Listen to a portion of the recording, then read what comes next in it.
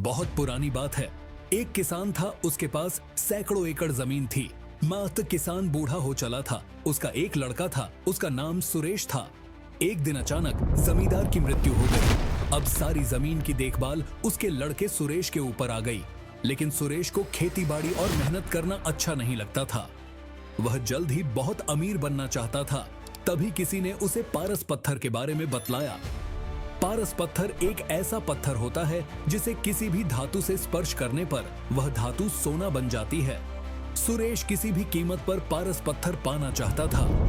उसने पारस पत्थर ढूंढने का बहुत प्रयास किया, किंतु उसे पारस पत्थर कहीं नहीं मिला। पारस पत्थर के लिए उसने कई लोगों से संपर्क किया, किंतु वह पारस पत्थर पाने में असफल रहा। आसपास के ठगों को पता चल गया कि सुरेश किसी भी कीमत पर पारस पत्थर पाना चाहता है। ठगों ने पारस पत्थर का लालच देकर सुरेश से लाखों रुपए ठग लिए। ठगों के बाद सुरेश ढोंगी बाबाओं के जाल में फंस गया। ढोंगी बाबाओं ने भी सुरेश को लालच देकर बुत सा पैसा ऐंठ लिया। पारस पत्थर के लोभ में सुरेश को बहुत नुकसान हुआ और उसे अपनी कई एकड़ जमीन भी बेचनी पड़ी। सुरेश की पत्नी हमेशा उसे समझती कि इन सब बातों में मत पड़ो, अपने पास बहुत जमीन है, उसी में खेती करो, मेहनत भी किसी पारस पत्थर से कम नहीं है। किंतु सुरेश को तो पारस पत्थर की ही धुन सवार थी। एक दिन गांव में बहुत पहुंचे हुए संत आए। सभी ने उन्हें अपनी समस्याएं बताईं। सुरेश भी अपनी पत्नी के साथ उनसे मिलने गया और उन्हें अपनी समस्या बताई। संत सुरेश की बातें सुनकर मुस्कुराए और बोले, मैं जैसा कहूँ वैसा ही करना तो तुम्हें पारस पत्थर अवश्य मिलेगा। संत की बात सुनकर सुरेश बहुत खुश और संत से बोला, कृपया कर मुझे वह तरीका बताएं जिससे मुझे पारस पत्थर मिल जाए। संत बोले, तुम्हें केले के पेड़ की पत्तियों के नोक पर जमा सुबह की ओस की बूंदें एक बर्तन में एकत्र करना है, और जब तुम 5 लीटर ओस की बूंदें एकत्र कर लोगे तो मैं उसे अभिमंत्रित कर पारस पत्थर में बदल दूंगा।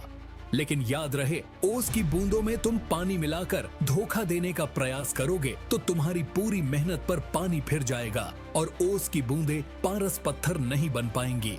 यह काम बहुत कठिन था। सबसे पहले सुरेश ने अपनी कुछ जमीन पर केले के पेड़ लगाए। केले के पेड़ धीरे धीरे बढ़ रहे थे, किंतु इतने पेड़ों से वह ओस की सिर्फ कुछ ही बूंदें एकत्र कर पा रहा था। उसे लगा इतने केले के पौधों से 5 लीटर ओस एकत्र करने में तो उसे सालों लग जाएंगे। उसने फिर कुछ केले के पौधे और लगाए। इस तरह करते करते उसने अपनी लगभग पूरी जमीन पर केले के पेड़ लगा लिए। ये सुरेश अब इन केलों के पौधों को पानी देता और उनकी देखभाल करता था। 2 साल की अथक मेहनत के बाद सुरेश 5 लीटर ओस के बूंदे एकत्र कर पाया और अत्यधिक प्रसन्न होकर साधु महाराज के पास गया और उन्हें 5 लीटर ओस की बूंदों से भरा बर्तन देते हुए बोला, साधु महाराज, आपकी आज्ञा अनुसार मैंने 2 साल की अथक मेहनत के बाद ये 5 लीटर ओस की बूंदें एकत्र कर ली हैं। कृपया अब इन्हें पारस पत्थर में बदल दीजिए। साधु महाराज बोले, सुरेश, तुम्हारी मेहनत सराहनीय है, तुम्हें तुम्हारी मेहनत का फल अवश्य मिलेगा। कल जब तुम आओगे तो अपनी पत्नी को भी साथ लाना। सुरेश खुश होकर अपने घर चला गया और पत्नी को सारी बात बताई। दूसरे दिन दोनों पति पत्नी जल्दी उठकर नहा धोकर साधु के पास पहुंचे। साधु ने सुरेश को देखकर कहा, सुरेश, मैंने ओस की बूंदों को पारस पत्थर में बदलने के बहुत प्रयास किया, किंतु मैं उन्हें पारस पत्थर में नहीं बदल सका। यह सुनकर सुरेश बहुत उदास हुआ और साधु से बोला, आपके कहे अनुसार मैंने 2 साल अथक मेहनत करके 5 लीटर ओस की बूंदें एकत्र की, किंतु मेरी मेहनत बेकार गई। आपने भी दूसरे लोगों की तरह मुझसे झूठ बोला। सुरेश की बात सुनकर साधु बोले, बेटा, मेहनत कभी भी बेकार नहीं जाती। तुम्हारी पत्नी के हाथ में जो पोटरी है उसे खोलो। सुरेश ने उसकी पत्नी के हाथ में रखी पोटरी खोली तो देखकर दंग रह गया। उसमें सोने चांदी के आभूषण और कीमती रत्न थे। साधु बोले, सुरेश, ये तुम्हारी मेहनत का फल है जो किसी पारस पत्थर से कम नहीं है। सुरेश ने कहा, यह मेरी मेहनत का फल कैसे हुआ?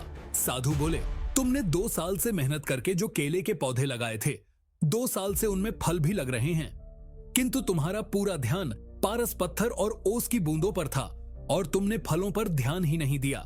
किंतु तुम्हारी पत्नी इन फलों को बाजार भिजवा दिया करती थी और ये सारे आभूषण और रत्न फलों की बिक्री से आए पैसों को बेचकर खरीदे हैं। सुरेश ने मुस्कुराते हुए उसकी पत्नी की तरफ देखा और बोला, तुम सही थीं जो हमेशा कहती थीं कि मेहनत से बड़ा कोई पारस पत्थर नहीं होता। सुरेश साधु की तरफ हाथ जोड़कर बोला, आपने मेरी आंखें खोल दी। अब मैं हमेशा मेहनत करूंगा और पैसा कमाने के लिए कोई शॉर्टकट नहीं अपनाऊंगा। सुरेश अब खूब मेहनत करने लगा और अपनी मेहनत से समाज में खोया रुतबा फिर से प्राप्त कर लिया। इसीलिए कहा जाता है कि मेहनत से कुछ भी पाया जा सकता है। अगर आपको हमारी कहानियां पसंद आती है तो लाइक और सब्सक्राइब करना न भूलें।